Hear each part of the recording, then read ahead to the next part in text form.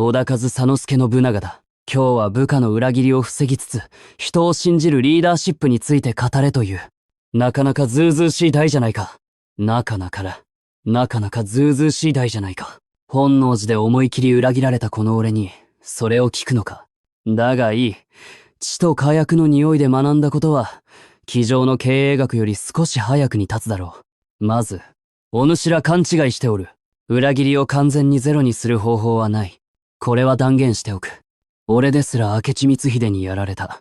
全国の社長だのリーダーだのが、裏切られない人たらしの術なんぞを探しているが、そんな秘伝は存在せぬ。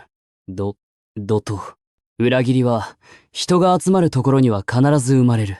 どう防ぐかではなく、どう減らし、どう処理するかを考える方が、現実的で戦に勝てる発想だ。では、俺が何をしてきたか。大雑把に言えば3つだ。力で縛る。理でつなぐ。そして夢でも安。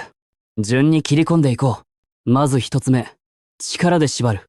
嫌われ役の本丸だな。比叡山焼き打ち。一向一揆の徹底弾圧。あれは単なる残虐趣味ではない。組織に、この男を裏切れば、ただでは済まぬ。と刻みつける見せしめだ。現代ではさすがに焼き打ちはできぬが、甘すぎるリーダーが多すぎる。裏切りや背信行為が起きても、まあまあで済ませ、処分も曖昧。そうすると組織はどうなるか。お前らの会社を見ればわかる。陰口とはバツトーラルートが増殖して優秀な者ほど音もなくやめていく。裏切りを本気で減らしたいなら、越えてはならぬ一線と、越えたら必ず落ちる崖を先に示せ。情報の横流し、ハラスメント、コンプライアンス違反。何をしたら即アウトかを、例外なく淡々と執行せよ。俺が重臣だろうが一族だろうが、やらかしたら容赦なく処断したのは、恐怖を楽しんでいたからではない。組織に裏切りは割に合わぬと理解させるためだ。だが、力だけでは人は長くは従わぬ。二つ目狩りでつなぐ、恩賞だ。俺は身分より成果を見た。百姓医だろうが、戦で働けば土地も城も与える。一方で、どれだけ名門だろうと、役に立たなければ冷遇する。これは現代風に言えば、年功より実力。本気の成果主義だな。ただしここが肝心だ。エコひいきの成果主義にはするな。好き嫌いで人事をいじれば、それ自体が裏切りだ。部下は上司の人事を一番よく見ている。ああ。この組織では努力しても、うがこねで決めると悟った瞬間、忠誠心は静かに死ぬ。裏切りの目は、裏切りたくなるような仕組みが先に作っている。給料は上がらぬ。評価も曖昧。頑張るほど仕事が増える。これで絶対に裏切るな。会社を信じろというのは、もはやギャグだ。利を配るとは、甘やかすことではない。貢献に見合った見返りを、スピードを持って返すことだ。俺は合戦の後、すぐ恩賞を出した。戦が終わってから、評価会議を3ヶ月やりますなどとやっていたら、次の戦までに兵は逃げる。現代も同じだ。評価と報酬のタイムラグが長い組織ほど、裏切りではなく、静かな離反が増える。そして3つ目が、一番忘れられがちだが、実は綱だ。夢でも安。俺は天下不武と掲げ、室町幕府という腐ったシステムをぶち壊すと公言した。戦国大名はいっぱいいたが、ただ領地を守りたいだけの連中と、天下の形を変えようとする俺とは、家臣の燃え方が違った。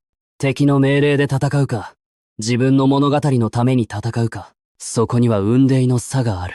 お主らの組織はどうだ？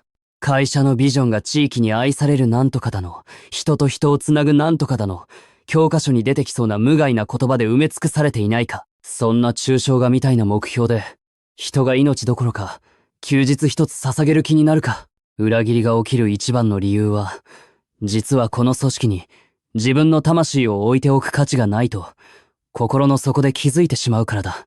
部下を信じるリーダーシップという言葉も、最近やたら好かれておるな。勘違いしているものが多いが、全部任せて何も疑わないのが信頼ではない。それはただの思考放棄だ。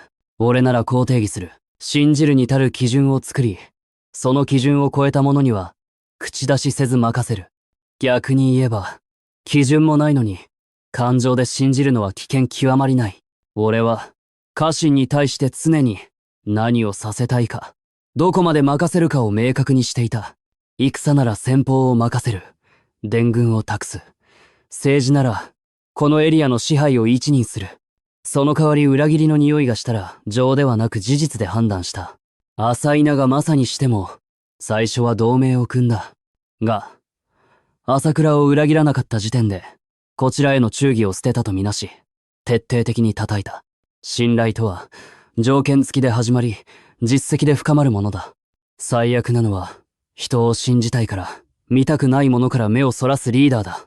現代風に言えば、部下の不満や不正の兆候を、メンタルがしんどいからとスルーする上司だな。そいつは優しいのではない。単に、現実と向き合う胆力がないだけだ。ブラックジョークに聞こえるかもしれぬが、部下を本当に信じるなら、まずは徹底的に疑え。経費、情報、時間、権限。どこで歪みが生まれそうか、仕組みの穴を先に疑って潰せ。その上で、残ったものに、全幅の信頼を預けよ。この仕組みで疑い、人で信じるという順番を逆にするから、おかしくなる。人柄が良さそうだから、経費生産はノーチェック。頑張っているから、残業時間も確認しない。その結果、本人も組織も壊れる。人を信じるとは、その人を仕組みの毒から守ることでもある。本能寺の変についても語っておこう。よく信長は光秀をこき使いすぎた。パワハラが原因だなどと言われるが、現場で起きていたことは、そんな単純ではない。政略、勢力バランス、光秀個人の野心や被害意識、様々な要素が絡み合っている。ただ一つ、俺自身が認めねばならぬのは、あの時の俺は、天下統一が見えたゆえに、人の心の揺れを軽んじたということだ。光秀クラスの知恵者でも、俺のスピードと変革についていくには、相当なストレスがあったろう。つまりこうだ。どれだけ優秀でも、変化の荒波の中では、人の心は疲弊する。そこに、権限と情報が集中していれば、裏切りのリスクは跳ね上がる。現代の組織でも同じだ。改革を竹スピードで進めるほど、キーマンほど心が削れていく。そこに感謝と対話を怠れば、ある朝いきなり、本能寺の変が起きる。スラックではなく、会議室の中でな。だからこそ、お主らに進めるのは、恐怖と温床と夢に、もう一つ加えることだ。それが弱さの共有だ。戦国の俺には難しかったが、今の時代ならできる。リーダーが己の弱点や迷いをある程度さらけ出すことで、こいつを支えねばという感情が部下に生まれる。ここで大事なのは、全部さらけ出すではないことだ。トップが完全に迷走していたら、部下は船を捨てて逃げる。だが、勝ち筋は見えているが、ここが不安だと具体的に言えるリーダーは信じやすい。本音で言おう。絶対に裏切られないリーダーになりたいのなら、その願い自体を捨てろ。そんな幻想は、戦国にも現代にも存在しない。代わりに目指すべきは、裏切られて持ち目傷を負わぬ構造と、裏切るより残る方が得だと、理性でも感情でも思わせる組織だ。情報は分散させよう。権限は一人に集中させるな。重要人物が裏切っても、すぐに代わりが立つ仕組みを作れ。その上で、筋を通して働いた者には、誰より早く礼を尽くせ。言葉でも、金でも、役職でもいい。最後にもう一つ。お主ら。部下の裏切りを恐れるあまり、自分が先に部下を裏切っていないか。約束した評価を先延ばしにし、人前で平気で部下を切り捨て、いざ辞めると言われたら、裏切られたと騒ぐ。俺から見れば、それはただの滑稽な殿様だ。裏切りを減らしたければ、まず自分が裏表のない生き方をせよ。好き嫌いモダさんもあってよい。ただ、それを隠さず、説明できる形にせよ。それができれば、あの人は怖いしいかみしいが、筋は通っているという評価になる。そういうリーダーには、人は簡単に覇気場を向けぬ。以上だ。天下を取り損ねただ威力天魔王からの、ささやかな遺言と思え。部下を甘やかすな。だが、信じる覚悟からも逃げるな。恐怖と温床と夢と弱さ。その4つを持てる者だけが、裏切られても立ち続けることができる。お主らの組織に、本能寺の変が起きぬことを祈っているぞ。